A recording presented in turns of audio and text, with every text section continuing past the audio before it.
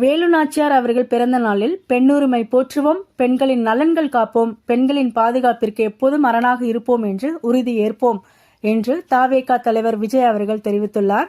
இது தொடர்பாக அவர் தனது எக்ஸ் சமூக வலைதள பக்கத்தில் பகிர்ந்துள்ள பதிவில், ஆங்கிலேயருடன் சண்டையிட்டு சொந்த மண்ணை மீட்டெடுத்து விடுதலை போராட்டத்தில் நாட்டுக்கே முன்னோடியாக போர்க்களத்தில் தீரத்துடன் களமாடிய எங்கள் கொள்கை தலைவி வீரமங்கை ராணி வேலு நாச்சியார் அவர்களின் பிறந்த நாளையொட்டி சென்னை பனையூரில் உள்ள எமது கழகத்தின் தலைமை நிலைய செயலகத்தில் அவரது திருவுருவ படத்திற்கு மலர் தூவி மரியாதை செலுத்தினேன்.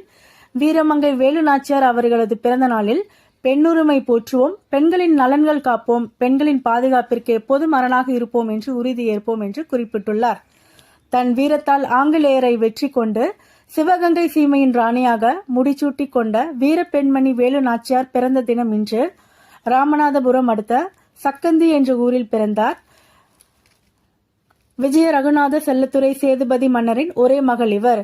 சிறு வயதிலே துணிச்சலும் எதற்கும் அஞ்சாத நெஞ்சமும் கொண்டிருந்தார். கல்வி, விளையாட்டு, சிலம்பம், வாள்வீச்சு, ஈட்டி எறிதல், அம்பு விடுதல், குதிரை ஏற்றம், யானை ஏற்றம் என அனைத்து திறன்களையும் கற்று தேர்ந்தார். தமிழ், தெலுங்கு, மலையாளம், கன்னடம், பிரெஞ்சு, ஆங்கிலம், உருது மொழிகளையும் கற்றறிந்தார். ஆங்கிலேயருக்கு எதிரான புரட்சிக்கு வித்திட்ட வீராங்கனை வேலு நாச்சியார் அவர்கள் உடல்நலக் குறைவால் 66வது வயதில் மறைந்தார். இவரது பெயரில் 2008ஆம் ஆண்டில் தபால் தலை வெளியிடப்பட்டது.